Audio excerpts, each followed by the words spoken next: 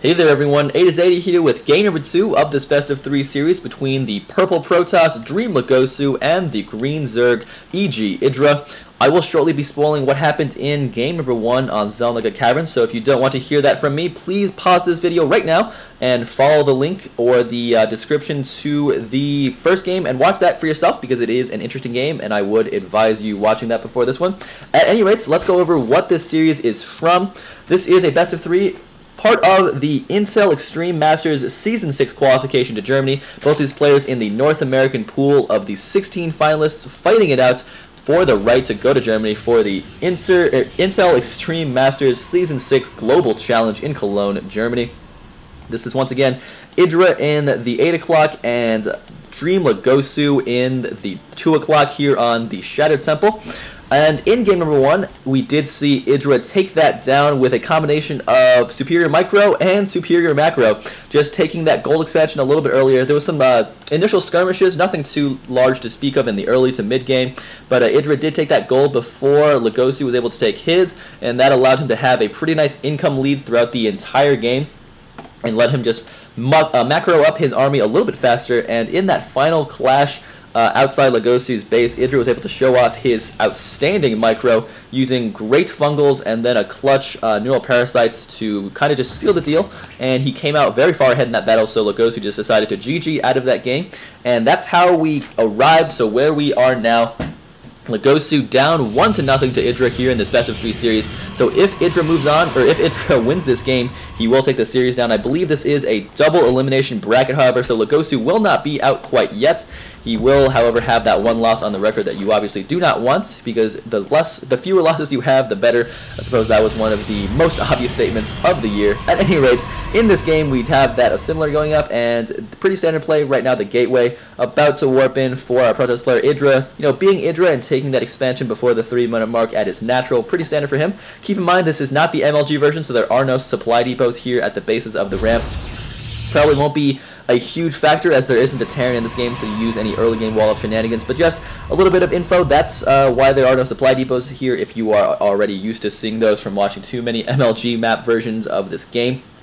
We have the Cyber Core approaching halfway done for our Protoss player, while IdrA in his base, you know, pretty standard, going that pool extractor into hatchery. That hatchery is about halfway done there. I'm sure that Legosu knows exactly what IdrA is doing, because there's really nothing else you could expect out of IdrA. The moment IdrA cheeses will probably be the moment the world implodes upon itself and the gods cry, because really that is an oxymoron unlike any other. That Zealot does pop just in time to get one swipe off on the drone, but the drone, of course, mineral walks straight into the base anyway and sees, you know, what we already know, that Legosu is going nothing out of the ordinary, just getting that Cyber Core online and getting actually hallucination first. Did he mean to do that? Did he misclick H instead of G? That is ridiculously unusual for him to get hallucination and not warp gate at this point in the game, as all indications from his build, you know, would point to the fact that he is getting warp tech research, but he is going to be getting hallucination, and I am at a loss right now because that is just so out of the ordinary. I can't imagine this is anything other than a misclick,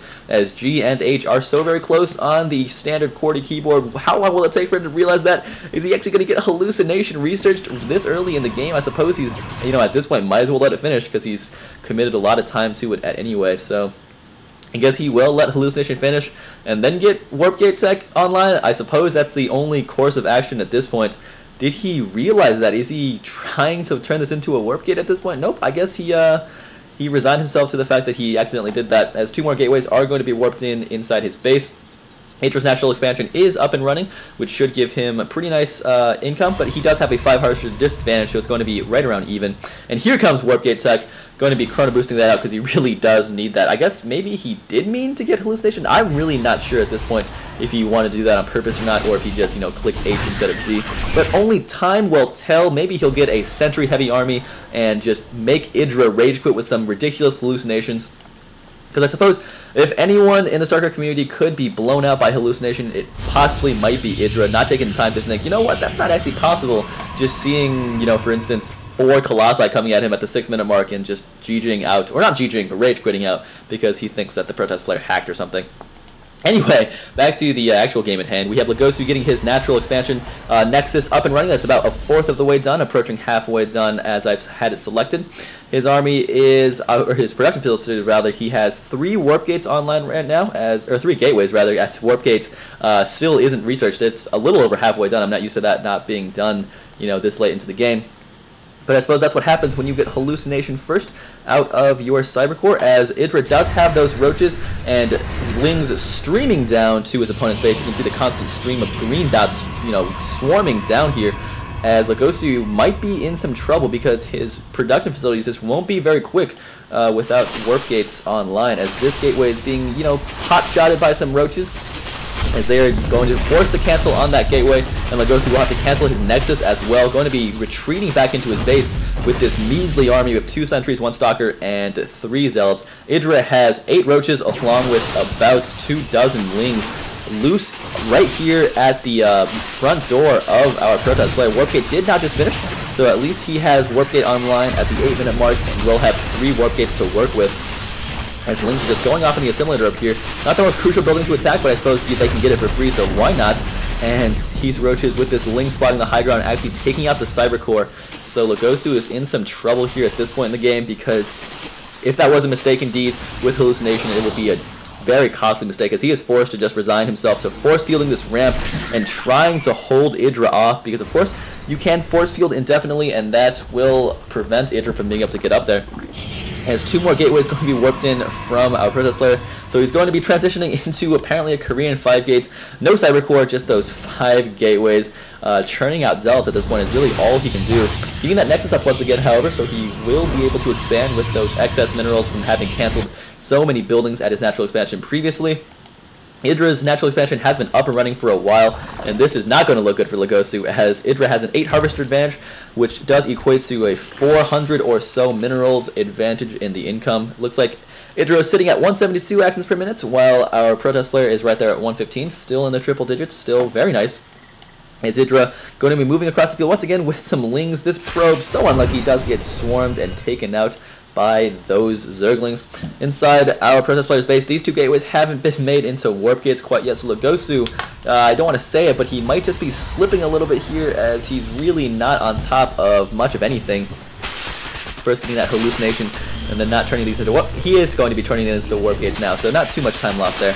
As IdrA destroys the rocks at his gold expansion, so he is going to be just swimming in the minerals pretty soon and going to be having a very nice advantage over his Protoss counterpart, as the natural Nexus is not even done warping in yet. It is getting close, however, as it looks like this probe is forced to long distance mine some gas. Did he time this correctly? We'll have to wait and see. Pretty nice timing, actually, almost perfect timing, as nope, unfortunately those probes did think they should have gone back to the natural, or to the main rather, but he did use some of his micro to make them go to the right base. IdrA's gold expansion is starting to get online, as the hatchery just now starting to spawn.